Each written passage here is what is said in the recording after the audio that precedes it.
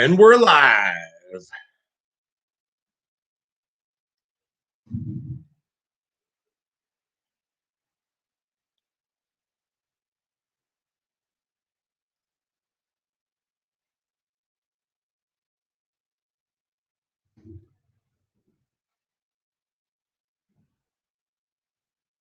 All right. What's happening, everybody? Happy Tuesday.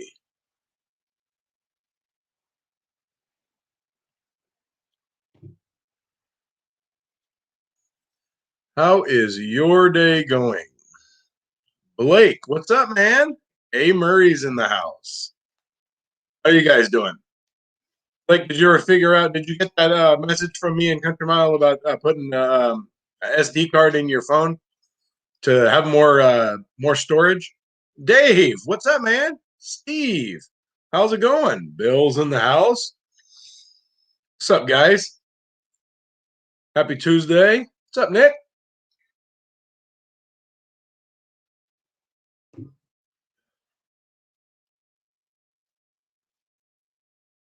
How is everyone's day? How's everyone's week so far? Crystal Passion. Oh, hey, Joel. What's up, man? It's my son's friend. He's in Mexico. What's up, Chris? How's it going?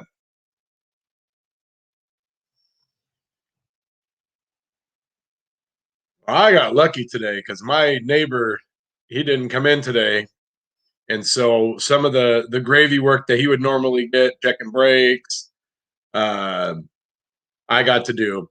And then an AC job on an Explorer that I'm working on. And we get to Monday. Oh, what's up, Steve? Tool Demo's in the house. If you guys don't watch him on YouTube, he's got a really cool video series going right now.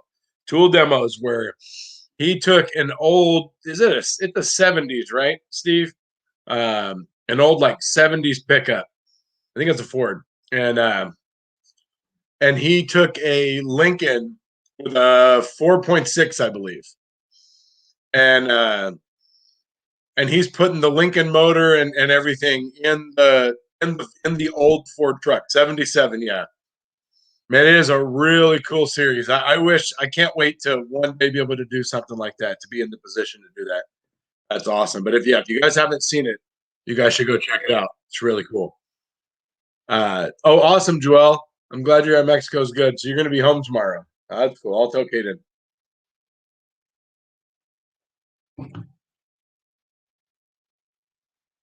Well, so I got really lucky because the one car that came in, we get those cars, and I do it all the time.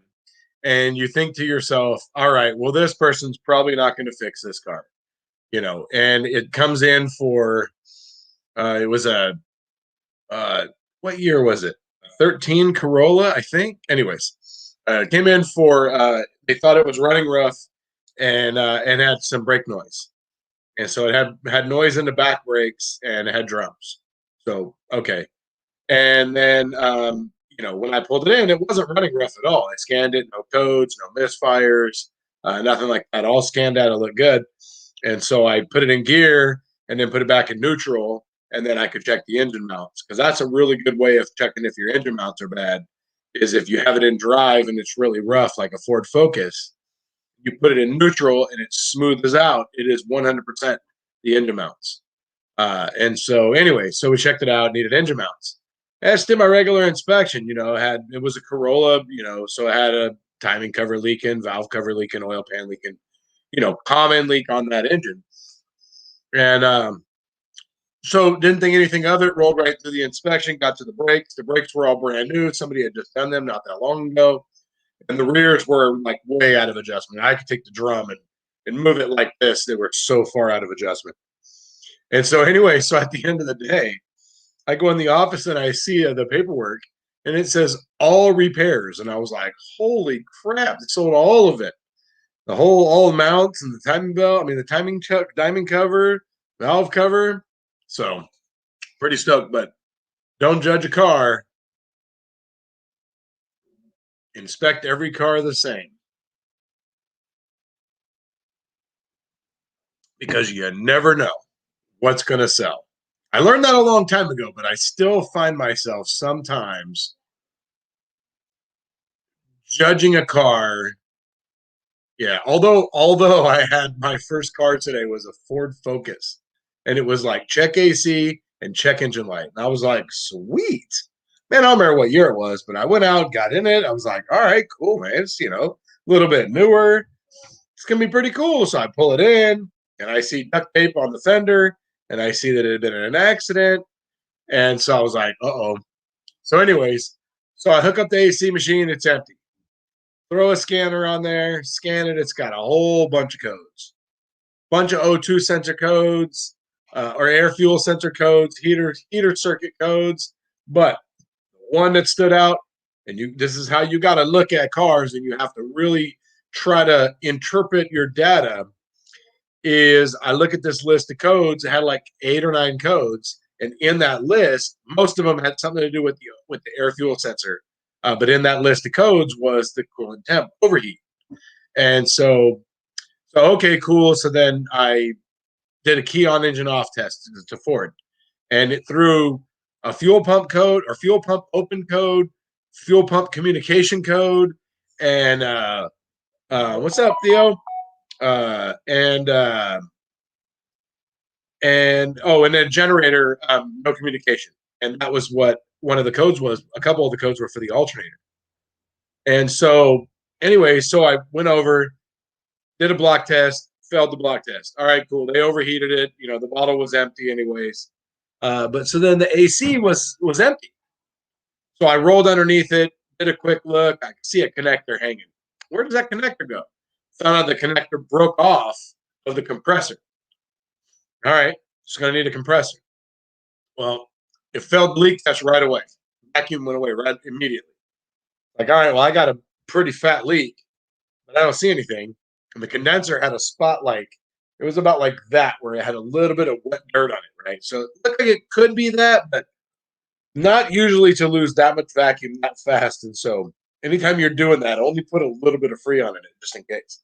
I put like a half a pound of Freon in it, and it was like I could hear it just. So I hit recover real fast and went back there, and it was the AC line coming off the compressor. They had been in an accident. Everything was bumped and pushed. Every line was rubbing and touching somewhere. So at some point, the axle or something had dropped down, hit the AC line, broke the compressor. So yeah, so I judged that one. I went in and said, hey, this thing has a lot of problems, and it's been wrecked. And they said, write your notes and kick it out. So anyways, that was my first car today. So let's see. So Blake, I would say,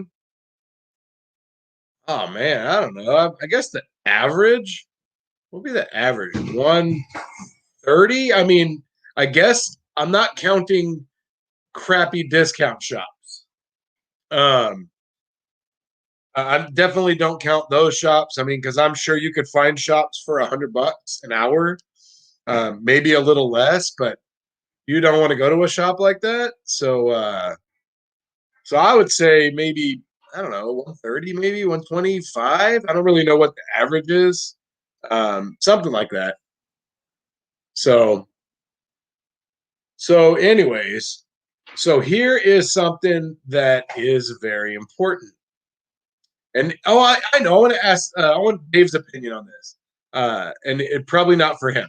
But anyways, for us folks in the shops, service writers. Service writers have a huge impact on us technicians. They can really, really make a big difference in everything. Because if you have a service, so I've had all different kinds of service writers. I've had service writers that you would go in with, a bunch of stuff, and they would pick and choose things, what they wanted to sell, what worked best for them. And you would go in and say, hey, what about this? This is worse than that. Oh, yeah, I don't know. And they would kind of give you the runaround, because they don't want to sell it because the customer might not buy it, right? If it's too much stuff, they won't buy it. And then, or you have that. So that's what I started with, where you have the counter that won't present everything to the customer at one time, because in fear of them pulling their car, in fear of them thinking that the repairs aren't worth the value and they're going to pull it. Because I mean, we've all had those cars where it comes in and it's a big fat job, and then it comes back and it needs brakes, then it comes back and it's a big fat job, then it comes back, and then then again, big fat job, and then they end up spending a ton of money. And had they known that it was going to be that much a year ago, they wouldn't have done it. But hey, and I'm talking about the honest repairs where we didn't know about the other stuff. So let me know what you guys think about that. What kind of service writers do you guys have right now? I'm actually in a really good position, and I'm really happy because the service writers that I have currently, they are really good. They present everything, and that's how come big stuff sells all the time, because they present it all. They don't half-ass present it to the customer, and they don't pick and choose. So a good service writer is very, very important. And let me see. Let's see what we have here. All right, let me catch up here, and then I'll get back to that. And then I was wondering, Dave, do you have, if you're still in, Dave, do you have to submit to a service writer, or do you write a ticket and it go? How does that work for you? Because you work in a little different type of atmosphere. Oh, Dave's going to bed. Okay. Let's see. Does anyone ever get the magazine The Humble Mechanic?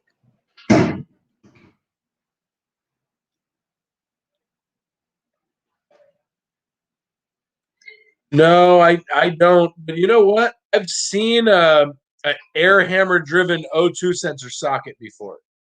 I don't think I've ever seen the crow's foot, but I've seen the O2 sensor socket tool.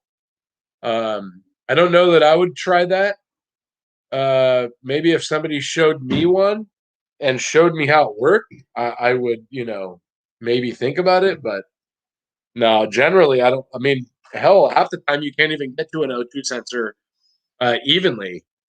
And I mean, if the O2 is like this and your air hammer tool is like this, you're gonna just hit that tool up, or vice versa, like that, and you're gonna take a chance on messing it up. I don't know. I'm not sure about that one. Let me know, Bill, if you decide to take a look at that one, because how it works. Not sure. Let's see. Oh yeah, that's super important right there. Yeah, knowledgeable service writers make all the difference in the world. All right, Theo gives them the 1, 2, and 3 options. That's good right there. A lot of times you can have people that will, you can present everything, right? So, well, I can't do all of that right now. So, how can we prioritize this?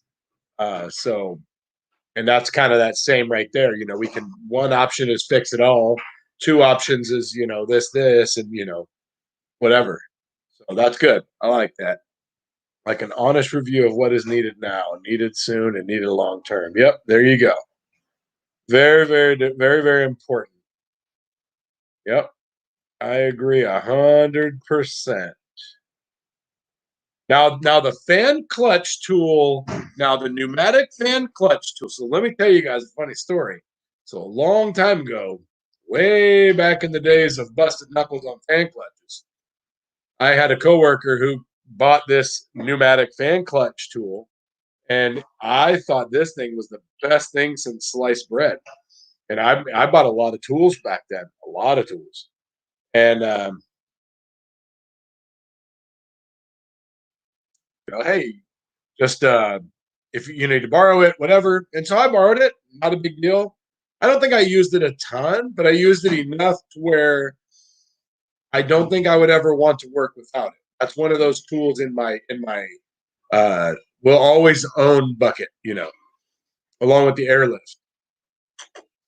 But so anyways, and so one day I'm in the back and I'm working, and all of a sudden the boss comes over to me and says, "Hey, I need you to button up this truck that such and such was working on, and just get it ready to go." And I was like, "Oh," because he was there, like he was in the shop, and I didn't realize like he got fired, and so I had to button up his car, and so I immediately called. So he had two tools that I borrowed. One was that tool, and the other one was a long chain wrench tool. It's the long chain, and you wrap it around the balancer and hook it on, and it holds the balancer. Because I never had like the Honda tool to hold the Honda balancers and the Toyotas and all that crap. So I would use the chain tool. So I immediately called my Matco guy and told him, I said, "Hey, I need a fan clutch, a pneumatic fan clutch tool, and I need a chain tool next time you come here." And so he got it to me right away. I've had it ever since. I think now if you buy the pneumatic fan clutch set, I'd have to go and look it up. But they don't even have, if you were to buy the regular set now, I don't even think that they have some of the sizes that are in my original set. They have updated ones. So I have the regular fan clutch set. Mine's Matco. I've owned it for, oh man, at least 10 years. I'm probably like 11 or so years. And I bought a BMW fan clutch tool or fan clutch adapter, and I bought a Ford Ranger, which I think is a 7/8. It's small, and so I bought those two to go with it. But yeah, that's a tool that I would definitely not have without. You guys use airlifts or anything like that? Vacuum, a vacuum refiller. If so, what do you guys use? I use an airlift. I've had mine for a really long time. And hang on, let me read this and I'll tell you about it. It's a funny story about how I owned it, how I ended up buying it.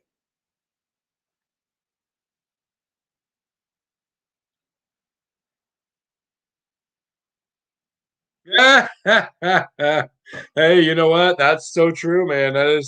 There's so many shops out there like that. There's a lot. So let's see.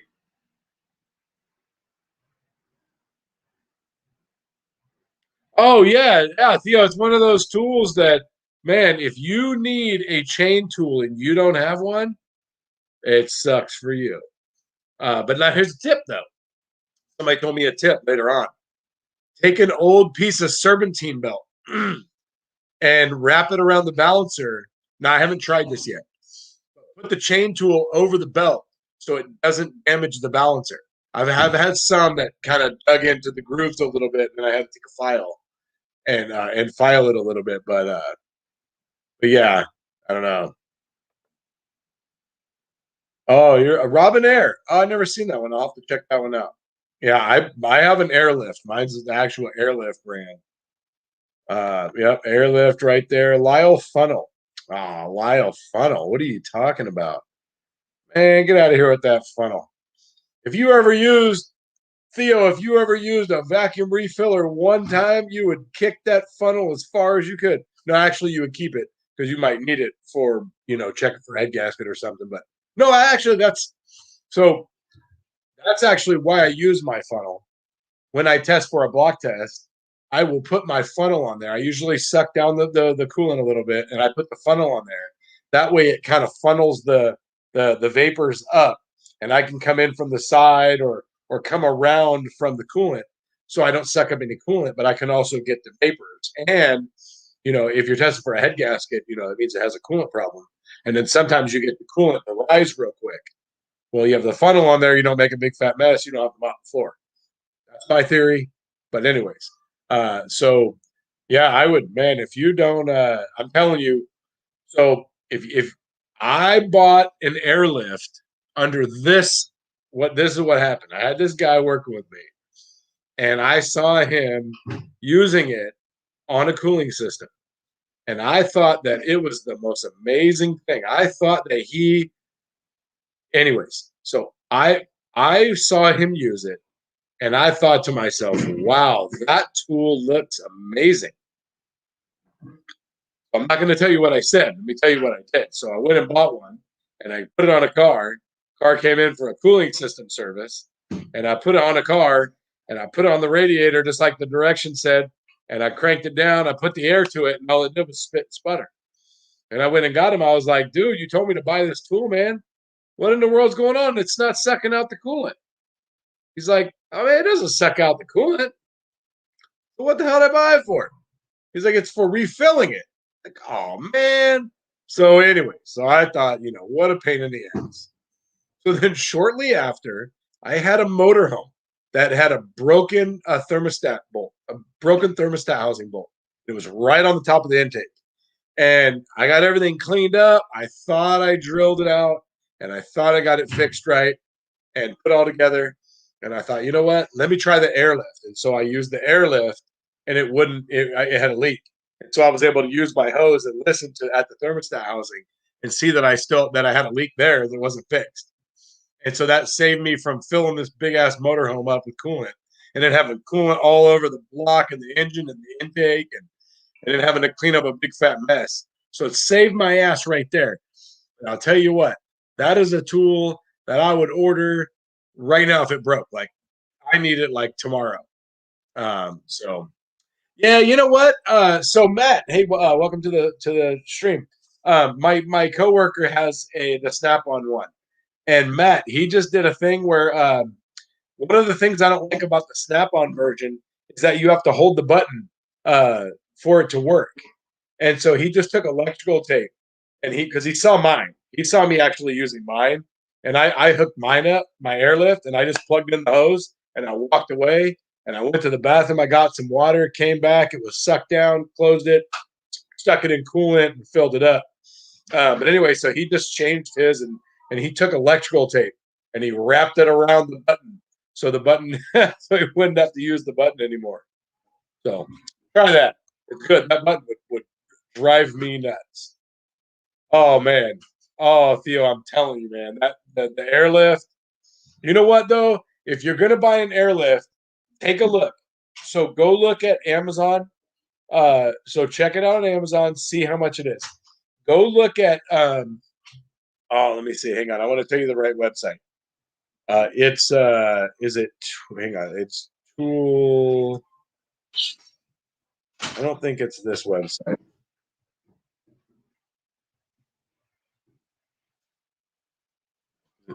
No, it's not that one. Hang on. It's tool. Oh, I know. It's this one. I think it's this one here. All right. Tooltopia. All right. So go to if if you go to Amazon, find out how much it is, and go to Tooltopia because I've seen it at Tooltopia, a pretty good price, cheaper than it, way cheaper than Amazon when it's on sale. Only catch is you have to catch it on sale. So, anyways, check it out. I personally like the Airlift brand. I've had my Airlift for God, man, probably 13, at least 13 years. Original Airlift. Oh. Well, there you go. That works.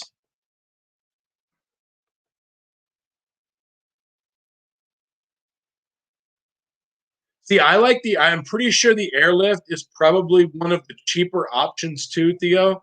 I would bet, I know it's cheaper than, I don't know about Steve, what he said he has a Robinair. No, yeah, he said Robinair, I believe. Um, and Matt's got a Snap on. I know Snap on's going to be way more. Um, uh, so I don't know. I would check between Amazon and Tooltopia. That's what I would recommend. The people that back when I was the foreman, I actually required all of the guys to buy it because I was so tired of watching them mess around with cooling systems and seeing them over there for 45 minutes trying to burp a cooling system. And I'm like, dude, come on, man. Like, this is a tool. And it was funny because one guy, he told me after he bought it, he was still over there with the funnel, like, messing around with it. I was like, what in the world are you doing? You have an airlift. And then he told me it didn't work. So I asked him how he was using it, and he was using it wrong. Then I showed him how to use it. Oh man, Ted, he used it every time. He was like, "Oh man, I can't believe that I was doing this, you know, all this time after uh, oh, you have the two valves. Okay, okay, that's good. Yeah, mine's got the airlift is different. It's got just two different adapters for it. One for sucking it down, and then one for filling it up. Little nut waving in the background. I don't know. I missed something. What did I miss? All right, cool. Yeah, check that out. ETR Garage. What's happening? How goes it, man? Happy Thursday. I mean Tuesday. Well, I'm trying to get ahead of myself now. Holy cow.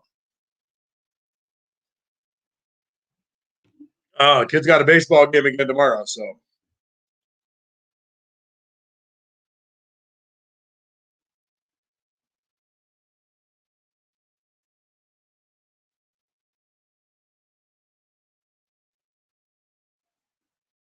man, I am doing this Ford 500, and it is a '05, and I'm replacing the transmission.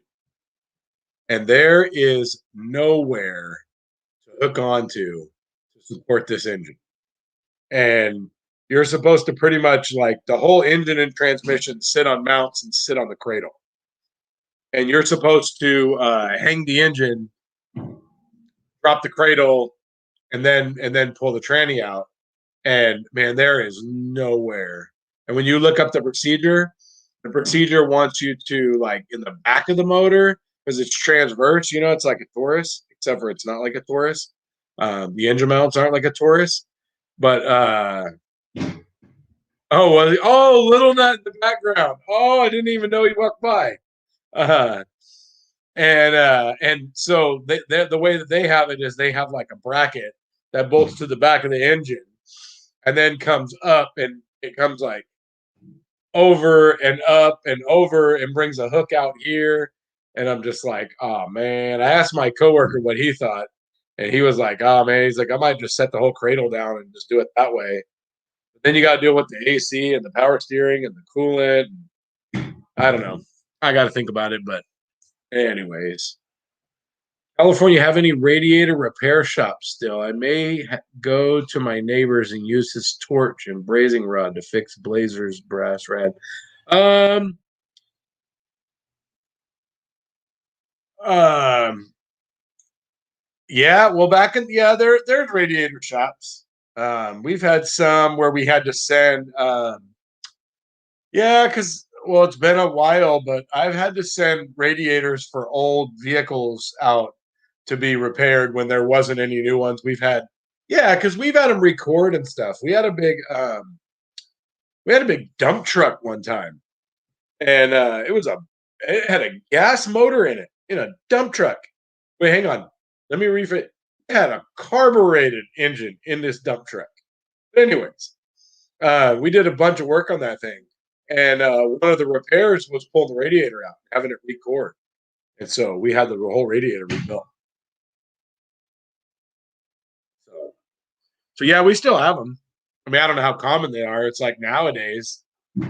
God, when I started 16 or 17 years ago, um, water pumps used to have a core. Water pumps would have a core, and half the time you got a water pump, it was a reman water pump. Axles used to have a core.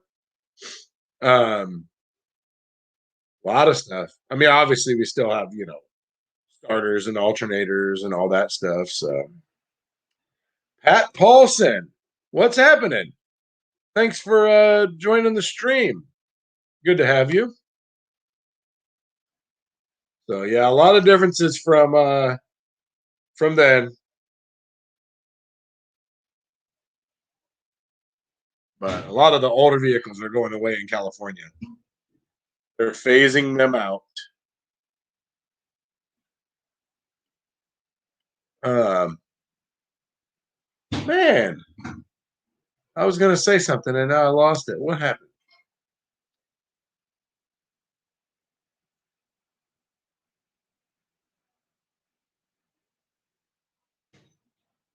Don't you hate that when that happens? Uh,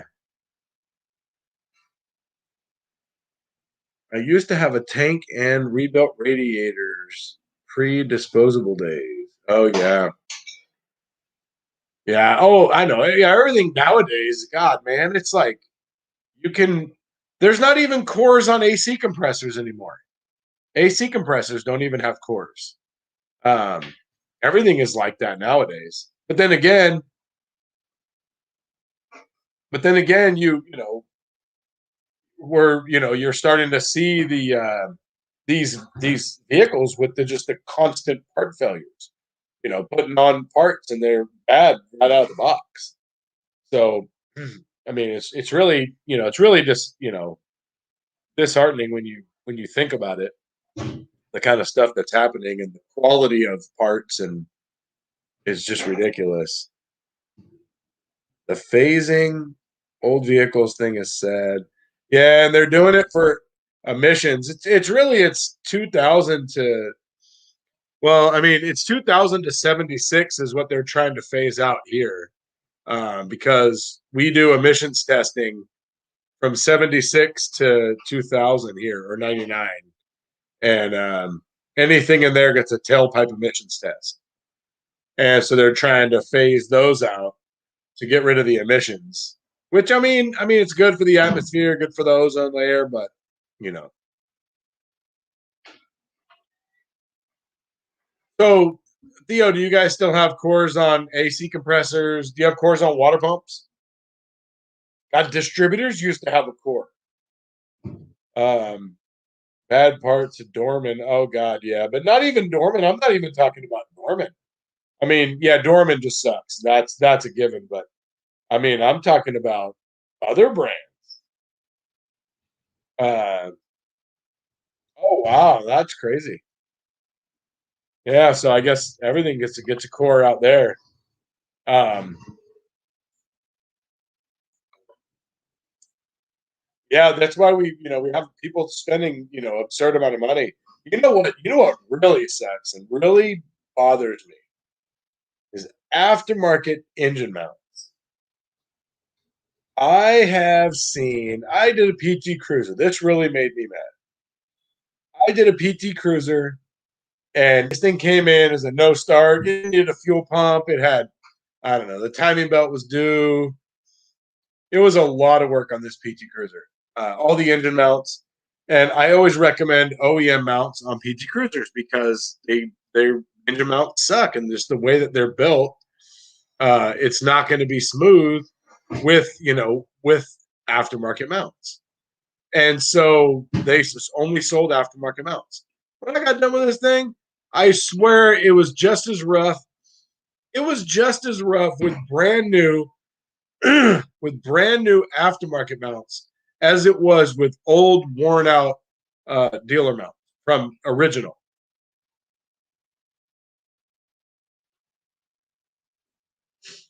Oh yeah, fuel pumps suck. O'Reilly's. I've got this stupid. The other thing that is a bummer is when you can't find parts. I've got this what is it? Is it an '05 Explorer? And yeah, I've gotten three compressors already, and they're all wrong. The first one, the hose orientation was completely wrong. So, all right, so that's no problem. I don't have to do anything with it. The next one I get, I'm like, oh, cool. Hose orientation's correct. Electrical connector's correct. Everything is correct. I'm like, all right, sweet. Drained the oil out of it, checked the oil, added the oil, put it back in, got all that done, put it in the car, started one bolt, and the other two didn't line up because one of the bolts is like this far off. I'm like, oh man. Oh, and to put it in, you have to set it down in the car, then you have to hook up the lines, then stick it up in the area, and then go under there and fasten it. And then it was wrong, so I had to undo it, bring it out, undo the lines, get it out of there. It's like, oh man, killing me.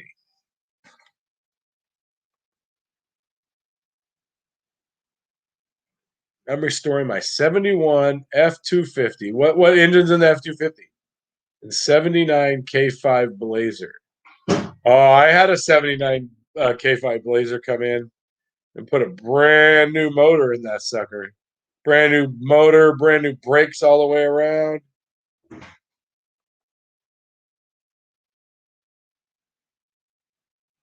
Oh wow. I had to do that. Nuts, bolts. What's up, man? How's it going?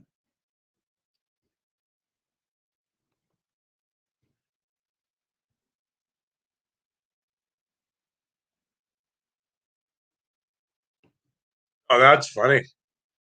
I actually had uh, yeah, I've had all kinds of crazy stuff happen like that, where you just get like the complete and opposite wrong part. It's like not even close to right. Oh, what about an Amazon starter? We had a customer that their car sat at the shop for like 2 weeks waiting for their Amazon starter to come for us to put it in.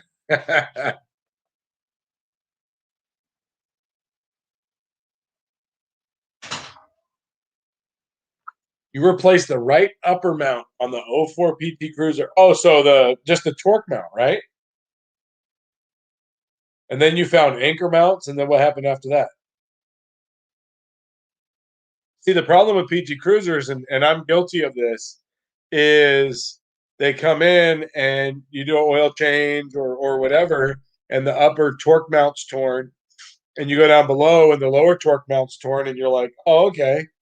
And then you replace those mounts, and then it comes back, in a short time later, and they're torn again because the other two mounts are bad.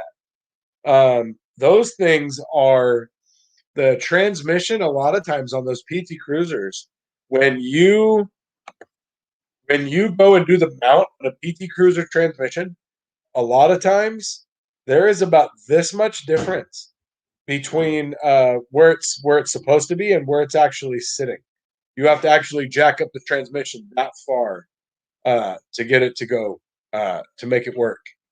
And so then and then also the one at the in the frame by the timing belt, and that's why those torque mounts they tear because those other mounts are bad, and then they're just allowing a ton of movement, and then the torque mounts are moving, and then it starts breaking up. So, oh, that's nice when they pay for modification time. I've never rebuilt a starter. Took one apart in school. Oh, on older engines. Okay, yeah.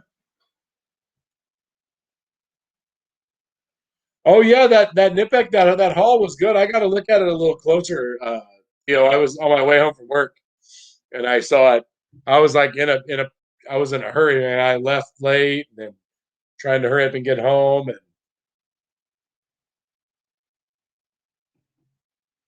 get home and get set up and get ready to eat beforehand and all that good stuff. So, oh, Knipex, man, they make good pliers. I like the pliers. I forgot what they're called. Um, and they are the ones that, man, I'll have to. They're the kind that have the. It's got the wheel on the end, and it rolls it down. It's kind of like a monkey wrench in a way, but it's got the wheel that rolls.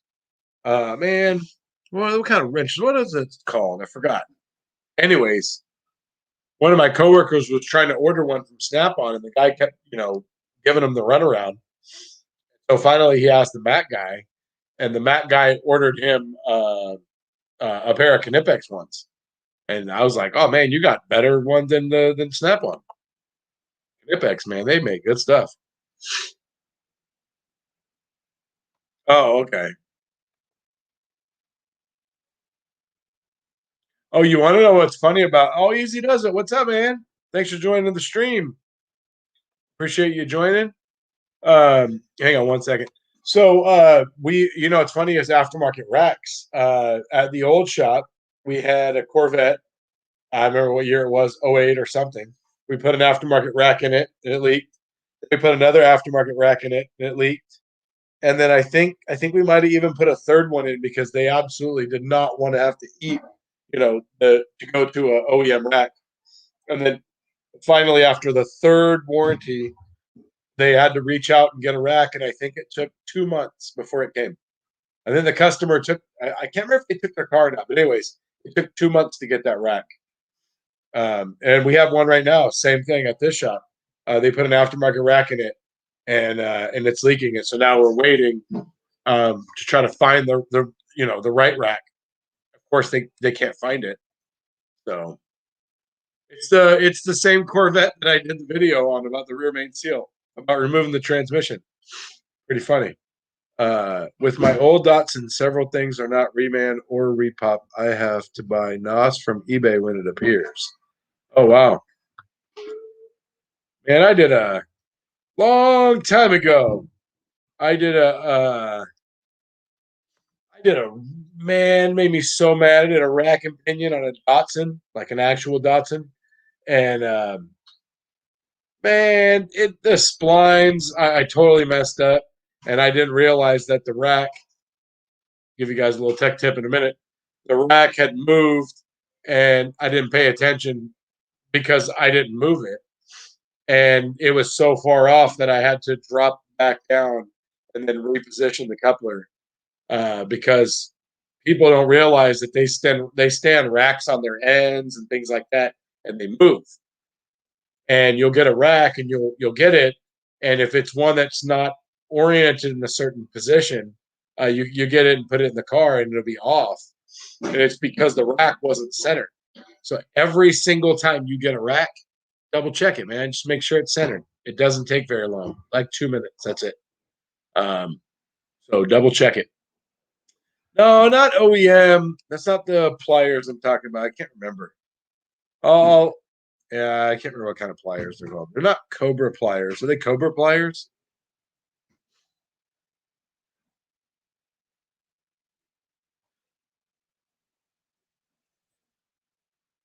You have to put the bumpers out in the sun all day. So they were like all like in an enclosed position, I would say, something like that. Oh, they are Cobra pliers. Okay, that's what I thought. Okay, Cobra pliers. That's what I'm talking about. Oh, flush cut side cutters. Oh, nice. Crescent pliers. Sweet. I'll have to check out your picture. That's awesome, man. Heck yeah.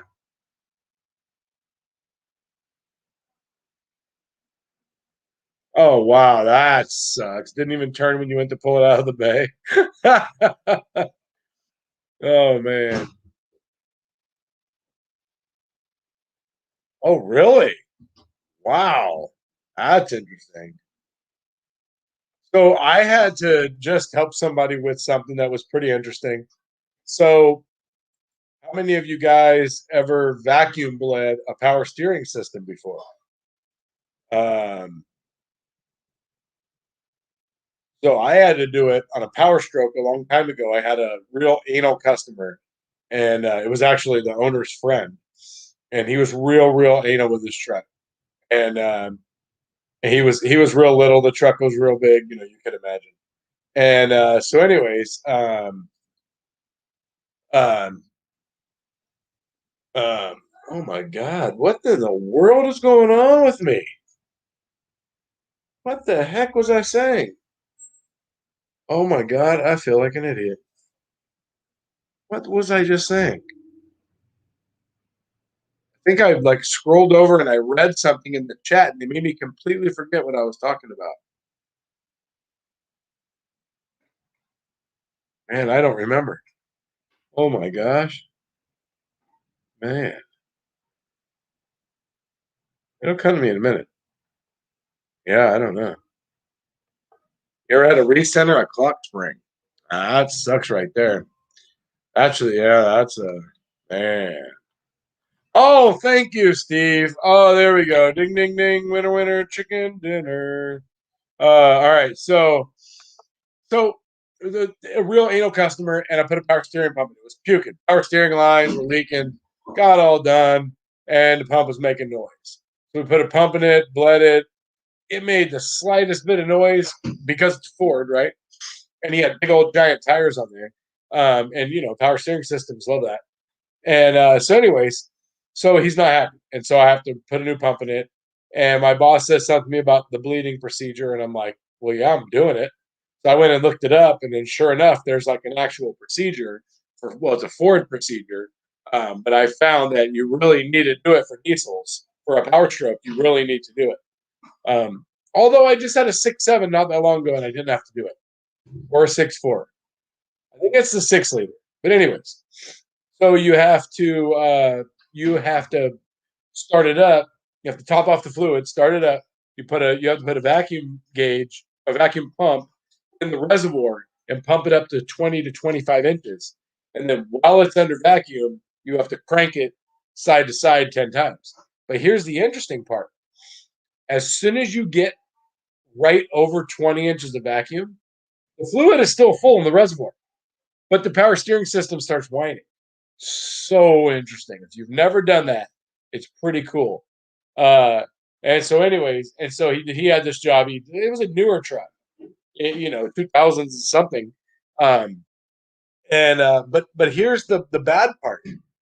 You can't.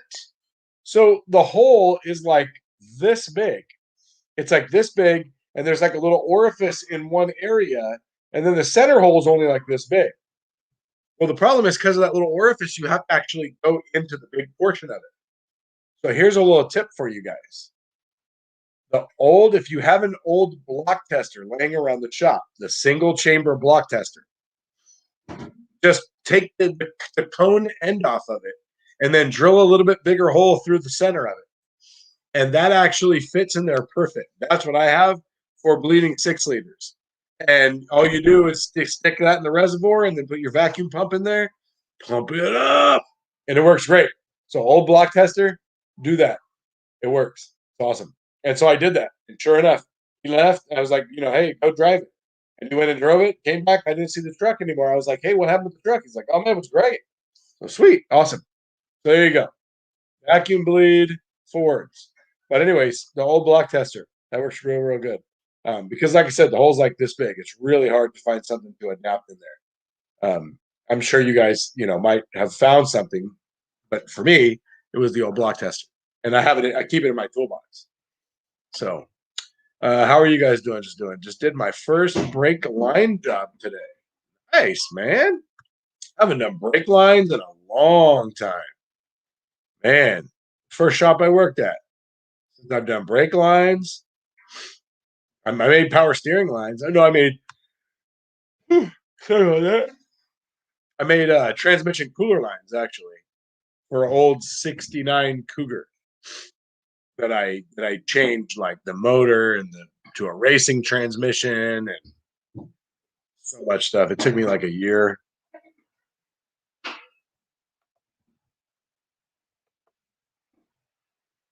There you go. And it's not just Power Stroke. It's Ford because this was a gas motor that I just helped him with the other day. So, hey, I'm 5 years away, Bill.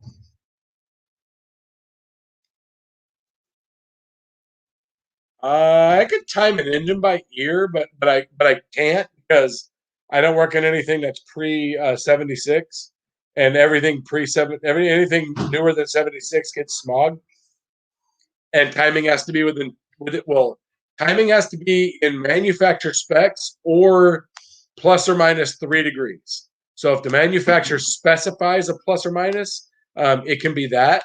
But if not, then it's 3 degrees is California's law. It has to be within 3 degrees of spec. So, but yes, I have timed an engine by the points. No, I've only set points probably like 10 times. It's a lot of fun, not really. But anyways, I don't miss those days. But yeah, like probably 10 times. I have a dwell meter. I have it for that, and I also have it for the old GM Uh, the old GM, was it the TBI? Can't remember. No, it wasn't the TBI. It was before that. And you had the little thing. I have a little tools for it and everything. Yep, Ford's got a vacuum bleed. Yep. I own a dwell meter.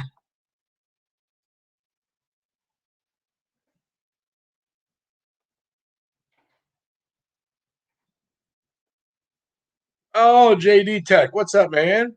Hope you had a good day at work. Hope it was productive. Oh, I bet you do brake lines a lot out there. I don't know that I ever could live out there. Man, I don't know. Just thinking about all the rust and just God, man. On an X5? Holy crap. Wow. Well, good work, man. How's the mobile business going, Snap on Addict?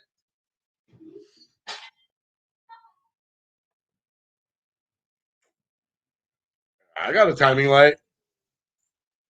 Yeah, but if you're doing older engines, I don't know. You can you can take an engine, and I've done it before. You can take an older engine and you can change the timing from you can have the spec and you can change the timing on an older vehicle and make it run way better and have more power by changing the timing. But you can also do the opposite too. You also can make it, and everything is different. Every vehicle is different, and timing affects every engine and every vehicle differently. But yeah,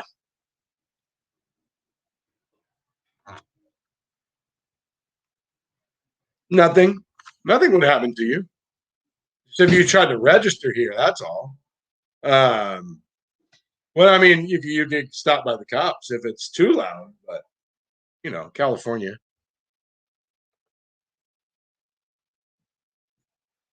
Static timing. So what would you call that? So static timing would be what where you take the number one piston and bring it to top dead center and mark the balancer. I had to do that on something that didn't have timing marks, and I had to time it that way.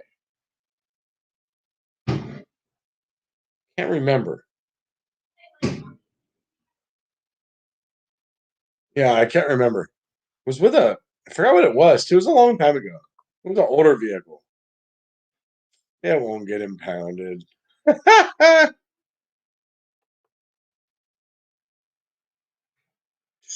Yeah, carburetors. Oh God. So far, I got some work, slowly building up a good reputation and building up second kit for the vehicle and one for the shop. Nice. Sweet, man. Congratulations. Yeah, that's where you just bring the number one piston to top dead center, right? And and then you just mark it, right? So you know this is where the balancer is. Pistons at top dead center. Everything's closed. This is the tip top of the engine. And then there's my friend AgTech, the winner chicken dinner of the Carnage Tools giveaway. Man, I'm so jealous, AgTech. I wanted to win that one so bad. Congratulations, dude. That is awesome, man.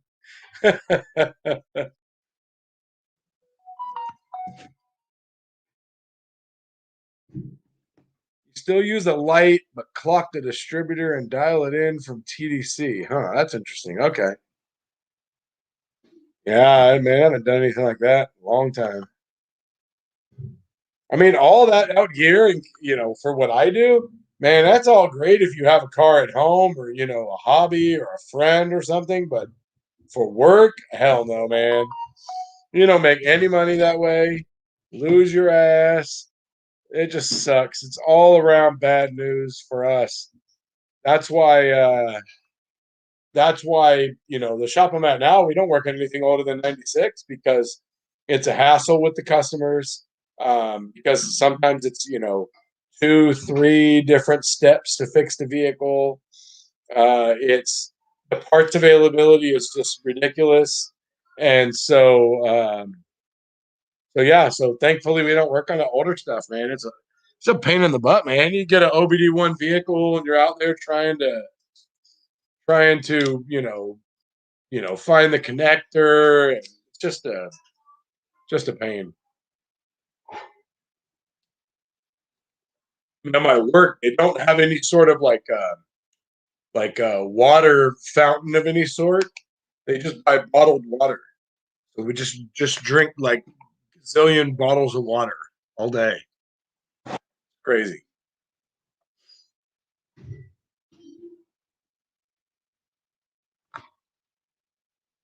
I used to. We had the big machines in school, big old analyzers. You could hook up all the different tests, all the different ignition and everything.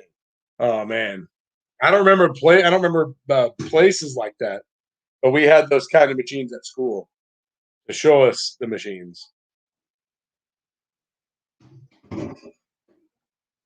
Oh man, that sucks, Amory. That's actually quite uh it's happening quite often now. A lot of trucks are getting that whole we just I just had a truck. I just had a the Duramax. I made oh man, I did a Duramax rear engine cover. And I was gonna make a video about it, but I couldn't just because of time frame. But anyways, when I pulled it apart, I had leaking head gaskets.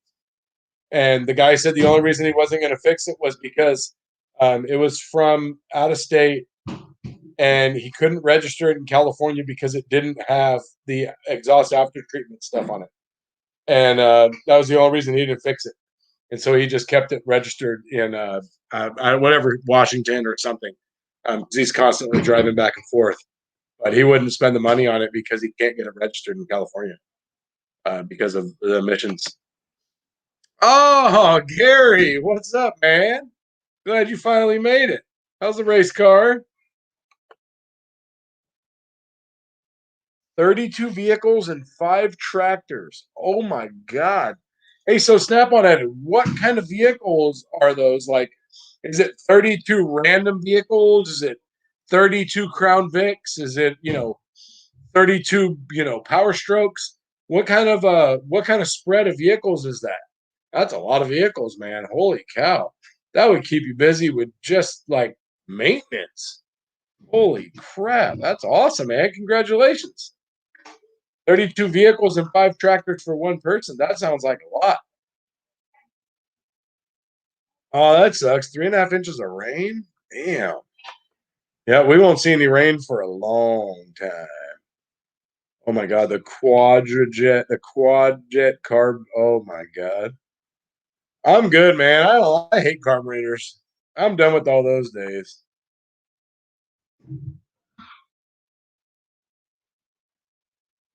Oh, that would be cool, Blake. I'd like to watch that. Oh, Princess Jamie, if you want to talk about cars, man, Princess Jamie, she knows all about the carburetors and all about the rear ends. Man, you want to talk about differentials and all that geometry and all that stuff that goes along with all that. Holy cow. I am not a I'm not what do you call that? When you're the Jeeper, that whole I'm not into that whole thing. I wish we need rain and I need a break. Worked 15 and a half hours yesterday. Holy crap. 15 and a half? Okay, so let me ask you this, AgTech, being as though you're in Canada, what kind of rules do you guys have as far as working? So here we have you work 8 hours a day and you get overtime after that. And overtime is, 1.5 times the labor rate. Um, and then anything over 40 hours is overtime. Uh, so how does that work there in the Canada? 79 K5 set for 24 years. Oh, that's right. I remember you saying that. Yeah. Yep. Very true. And a lot of them are just not even fixing them because the retrofit is so expensive that as soon as you did that, you would need, you know, some major engine work or whatever. 1956 Pete. Wow.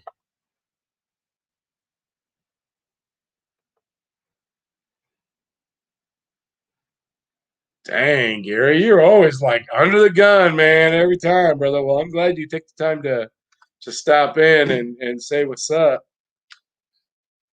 Yeah, that's awesome, AgTech, man. I got real fortunate. I won a bunch of giveaways like at Christmas time, and I just won one recently, but that one's really cool. Some of the stuff I won was kind of like, but hey, I won. I mean, happy I won. Hey, I'm happy. I won an Olsa Tools giveaway. Let me tell you this. I won an Olsa Tools giveaway, and it was like a coffee cup and two hats hanging up there. Two hats, a sweatshirt, a t-shirt, and a Bluetooth speaker. And I use that Bluetooth speaker every single day at work. And it's actually saved me from having to go out and buy a stereo for work. I needed to buy one because it's not very big. It's like this wide. It's like this tall and has a little speaker that's like this. So as long as I put it like in front of the bay I'm working in, it's fine. It works great. So I'm happy. I'm not mad about that. Okay. Oh, you have to work 10 hours a day. Wow. Is that a Canada thing, AgTech, or is that where you work? Is that like the law? So you do have the 40 hours. Okay. See, and then there's some shops that you can go to a 410s, and then it's not overtime after 8 hours, but you're contracted to work 410. Anything over 10 is overtime, and anything on the fifth day is overtime. But like that's like one of the shops I work for, the company I work for, one of the shops, they tried to go and vote for that to become a 410 shop because the shop has to, I forgot what the rule is, because they can't just change it. All the employees, it has to be like a certain percentage of the employees have to agree to it. So I don't want to work 410s. I think you make more money in 5/8s because you work a little bit extra, each day versus 8 hours. Yeah, same here, man. I used to work like, man, I worked God, I would man, when I was at Caltech, I would go in at 5 a.m. and I would work until 5:30, 6 o'clock ish, and take no lunch and no overtime. It was just straight up 8 hours a day. You flagged what you flagged, but I was 100% flat rate, and the flat rate was $36 an hour. So for every hour I flagged, $36. So that was really, really, really good money, and I was banging and slanging. But no, I wasn't working those hours because I was working those hours because for a long time I was the only tech there, and so I was trying to keep people happy, and so 8 F-155 fours, 3.7s, 50 gas, two Tundras, four Silverados, eight Frontiers. Nice little spread. That's good. You're not going to get bored. You're not going to get burnt out. Do I have any merch? I'm actually, you know what, man? I'm working on it. I actually, finally. So I've been trying to come up with the logo, but I can't draw to save my life. I draw really good, god awful serpentine belt pictures, right? Of how it's routed and pictures of the which way the hoses go and you know whatever. But I suck at drawing, and so I've been trying to get a logo. And for my birthday, Mrs. Nuts was going to get me a deal she saw on Etsy.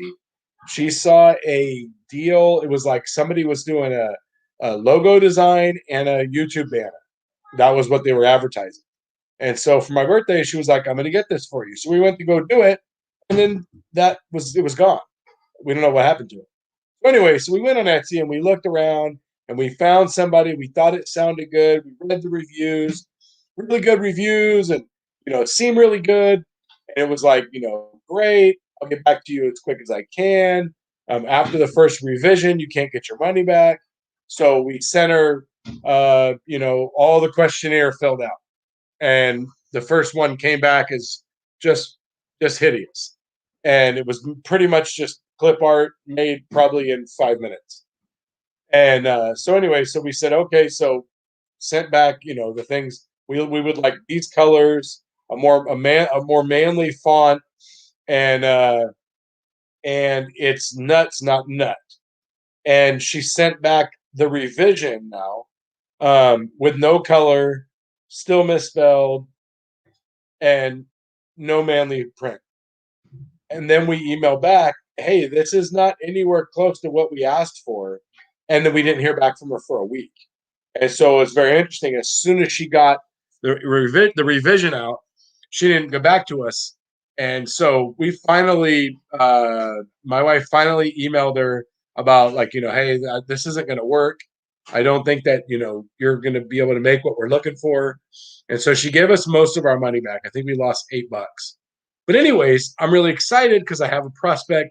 This morning, I put a thing out on Instagram asking if anybody knew a logo designer, and actually spent most of my lunch break talking with one of my friends on Instagram and YouTube, and had a really awesome conversation. Really cool guy, and told me about where he got his logo made, and I got the contact info, and so I'm gonna call. I'm gonna try to call tomorrow. My son has a game tomorrow, so anyways, I'm gonna call in the next couple days. As soon as I get the logo figured out, there's a website that you can use, and then they do all of the merchandise. They just have your logo, and it all like is just done third party. That way, I'm not ordering coffee cups and shirts, and I've heard people say, "Oh, I'm going to order shirts. I need to figure out how many sizes of each," and I don't want to do all of that. I want to provide the merch, but I don't want to do all of that. So I will have some hopefully soon. I'm praying that it works out. I have a good feeling, and I got a personal reference, which is important. And I get to talk to the person on the phone. Talking through email sucks. It's like being in a chat room or email or something, and anytime you communicate with a bunch of people or whatever, something always gets misconstrued because you just can't put words to paper like you can talking to someone.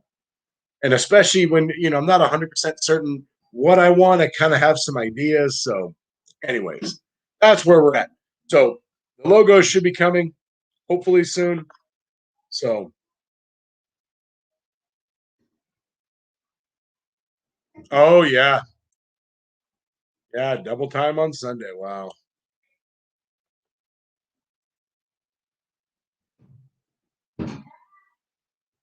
Oh, so you do work 4 10s. Okay, so you work 4 10s in the off season. Okay, so that makes sense. All right, now I understand. So, AgTech, is it 8 hours a day normally if you didn't sign a thing saying you're going to work 4 10s? Is that a wait? Is that a federal thing? It's not California, huh? Never mind, that's a federal thing. But anyways, is that the same in Canada? The 8 hours and in 40 hours. I know you said 40 hours a week, but man, I gotta have my lunch now, man. I used to work. God, I used to never even take a lunch. And when I was the one shop I was in foreman for the whole like first couple years, like the general manager kept coming to me and saying, "Oh, you need to take a lunch. You need to take a lunch." I'm like, I can't. There's too much work. It got me working. I'm fine. And he kept bugging me about it and kept bugging me about it. And then finally, I started taking a lunch. And then they would get all mad if I didn't want to. Then I would, if I had to work through lunch, I was super annoyed. I was so used to having lunch. Now I want my lunch. So now it's like if I have to work through lunch, I'm just not a happy camper.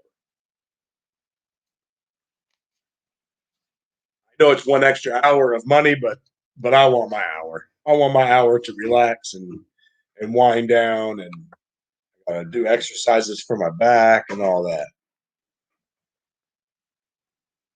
Yeah, being hourly working that those hours, that's crazy.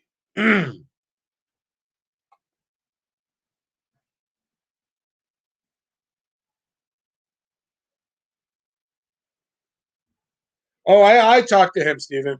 I already talked to him about yeah. Thank you. Oh, that's cool. You have family, yeah. It would be nice to oh, they have a company for that. Yeah. Yeah, then I gotta once I get that, then I'm gonna do my banner for my commemorative thong. There we go. Get the banana hammock. Uh oh, you know what? AgTech. I actually looked into the website that does his, and I can't remember if that's the one that I was going to do or not. But I did look into that, and it's very similar to that. If it's not that same one, it's very similar. Where pretty much like you don't you all you do is provide the logo and they do it all. Exactly, same exact thing. And you can get a coffee cup, and that way you can have your nuts and bolts hat while you're wearing your sweatshirt, because it's chilly. AgTech's in Canada. It's chilly. He's going to have his sweatshirt on while he's drinking his coffee from his nuts and bolts coffee cup. No, I'm just kidding. But you can get, all the different things, whatever you would like. Okay, 8 hours a day. Okay. All right, cool. Oh, Jim Lucky. What's up, man? Oh, good to see you, brother. Thanks for joining the stream. I appreciate you. In Indiana, it doesn't matter. 40 a week. Some companies do 3 12 hours. Wow, really? That's crazy. Be like a firefighter, man. Those guys, they were crazy weird hours.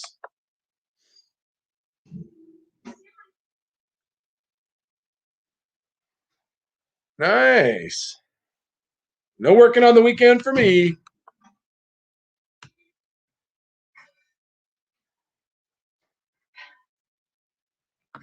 Dang, that's crazy, man. I could, Blake. You know what? I could totally do it. It's not the physical aspect of it. I mean, I could physically work all day and not take a lunch and then come home and work more and do all that. I would be fine, physically. It's the lunch break is, I just want my mental break. I just want a break from work. Um, I'll watch a show or whatever, just to kind of disconnect. But really, I mean, after work, it's the family, the kids, the family. I mean, that's like right now, pretty much one baseball game during the week, every single week. Last week we had two. Do my live stream one night. Usually take the kids to the skate park one day a week on the weekdays, and usually take them on the weekends for 3 hours or so. So that's actually why I don't do that. I don't want to do that because I just want to spend time with the family. So, oh, interesting. That's crazy. I'm not moving there. Maybe work too much. There you go, the magnetic cup. I almost bought some of those collapsible magnetic trays. I was at Lowe's. Actually, I was at Lowe's. Mrs. Nuts needed. She has an Etsy shop, and so she makes like little wooden tags, and she makes like you know not decals, but like stickers, kind of for cups and all different kinds of stuff, pantry labels, and all kinds of stuff. Super super crafty. And anyways, she needed to go. We needed to go to Lowe's. She had to get some stain, and I was getting some stuff for. In my video, I talked about putting the doors on the top of the hutch and adding the drawers over there for all my extra part stuff. So I was just getting that kind of stuff, hinges and knobs and sliders for the drawers and all that. And I saw they had the Craftsman, collapsible magnetic trays. I almost bought them. I don't know. I looked at them. I was like, nah, I'll pass. 312s. Interesting. Never worked 312s. I don't like 410s. I mean, I guess if you were doing a regular, normal job, an hourly job, 410s wouldn't be bad. But if you're working on cars in any sort of a production or flat rate you're just not going to get the production out of it. I don't think you would. Um, but I mean, maybe you would, maybe you wouldn't. Just my perspective. I don't think that you would. Used to get double time after 20 hours of overtime in a pay period. Lots of times I'd have more double time than regular overtime. Holy cow. Why'd they change that? Because they were paying out too much? Wow, okay. All right. Interesting.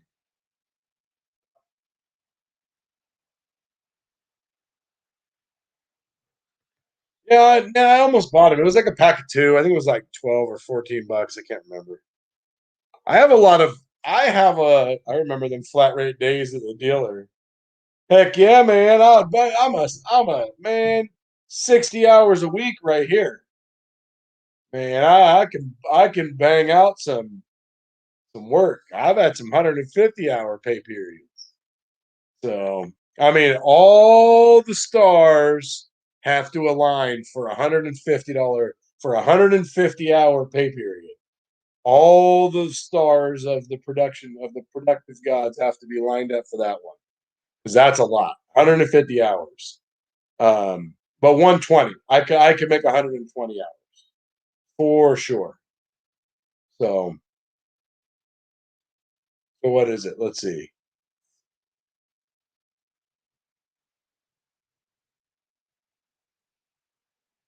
Yeah. Okay. So, a master tech in California, a master tech is considered.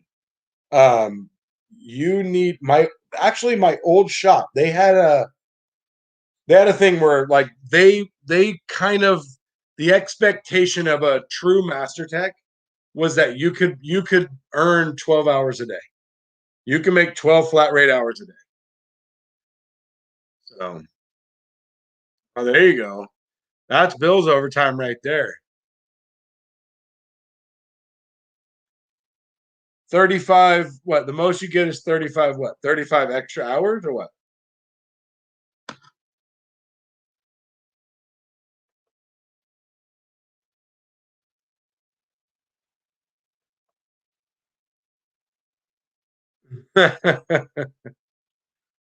No rest for the wicked right there, Theo. Yeah, but okay. Okay, he worked for himself, but he wakes up, walks into his kitchen, gets a cup of coffee, walks out to the shop, and then goes back to the kitchen for lunchtime. I'm just kidding. His shop is at his house. That's cool though, right there, man. You just have that. You have to have a good a good work ethic and a good separation. I would say you got to separate yourself from home to work. Because I mean, there's been many times that I'll be sitting at home and I'll be sitting there and I'll go, "Oh crap, I know it would work." And I swear to God, if the shop was like out the door, I would run out there and try to pop it through and see if it worked. I know I would. And the wife would be yelling at me. Um,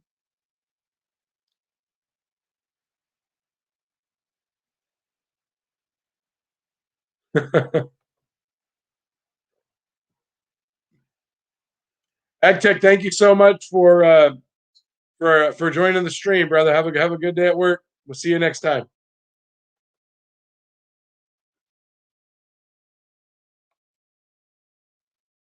Shops where I live that need good mechanics and nobody wants to show up to work or can't pass the basic test. Gary, man, I will tell you, there there really truly are not a lot of good technicians out there. And I say technicians because, as we roll into these times, we're more of a technician than a mechanic. I just say a mechanic because it's easier. When I first started in the industry, I would say technician because I wanted to sound fancier than just a mechanic.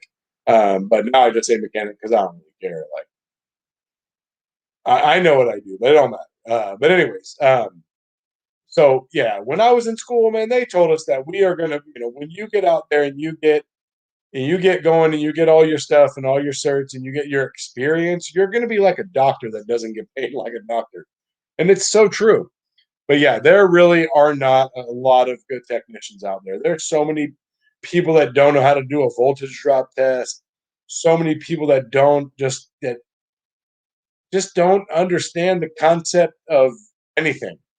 I don't know. I have talked to some of the dumbest people since I've been in this industry. So, but there really just isn't, or people that really care. There's a lot of people that are in it for just just for the make however many hours I can, and I don't really care about anything except for the hours I made. So there's a lot of people like that won't spend the time to diagnose something. They just recommend it all, and they can't figure out what's wrong with the AC system, so they recommend all of the AC system. Um, Say, oh, it's all leaking, or something. So, yep, see right there, I knew it. You'd be sitting there cooking dinner and be like, "Oh, dang, I know what it was. Oh man, let me go check." Now, the good thing is when you're sitting there and you're at home, we've all done this, and you're at home, and let's say, like, maybe I don't know, you did a job and you put the hoses on and you put coolant in it and it's sitting there. And then all of a sudden you go, oh crap, I got sidetracked and I didn't tighten the hose clamp on the hose. Oh my God. I did that on Ford Ranger one time. Holy crap. And I have been running it too. I just did like a timing cover and it was running. And I was out there just doing a little thing. And I was looking under there. I was like, oh my God. And then I went, tightened it up. Yeah. I'm human. Just the key is not letting it leave like that. But oh yeah, I'd be out there all the time. It'd be so hard to separate.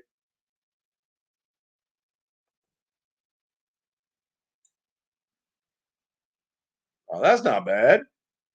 I'll tell you what sucks is pulling a transmission on a Ford 500.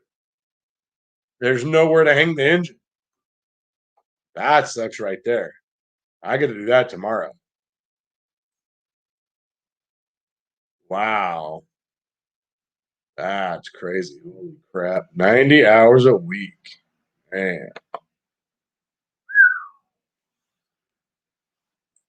Yeah, well, I mean, is it even if it's four-wheel drive, it's not that bad. If you're doing it at home, just pull the transfer case off. It's actually easier to take a transfer case off on the ground by yourself than it is to do it over your head by yourself.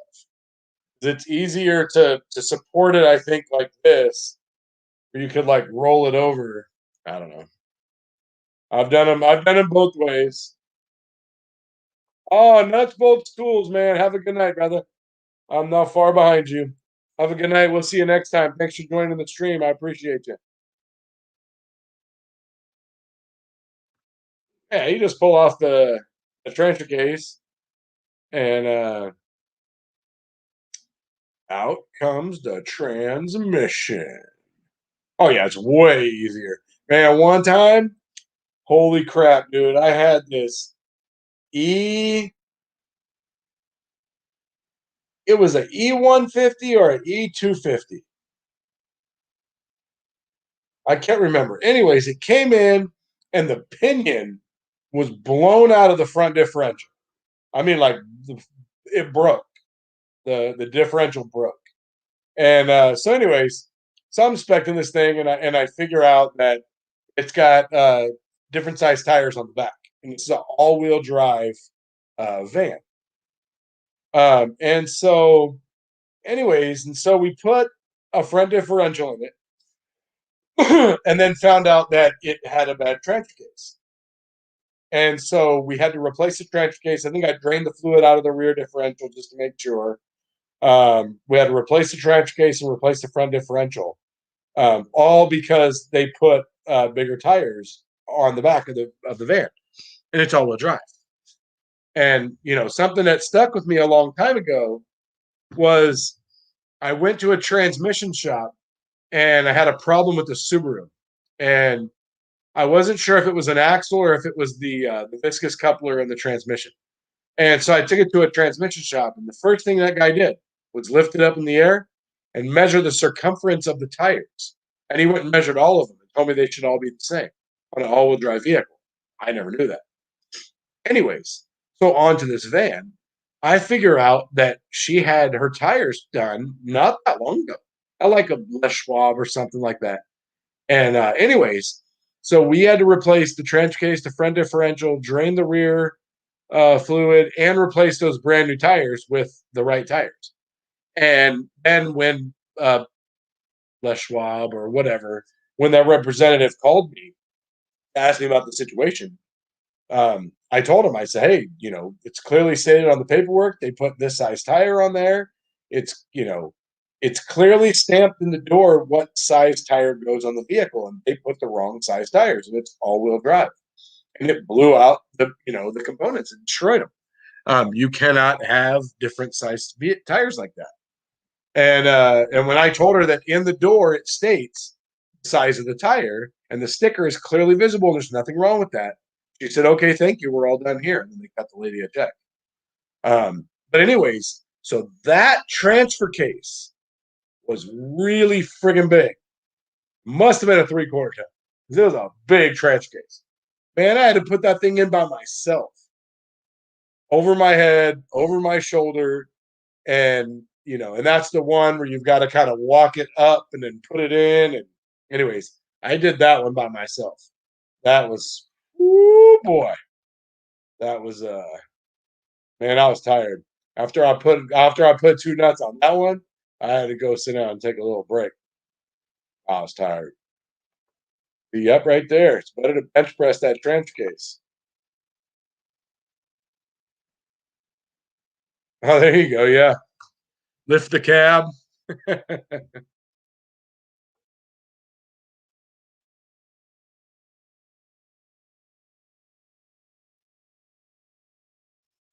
Oh, that's a bummer, man. You know what? I kind of have OCD a little bit, and so I'll go and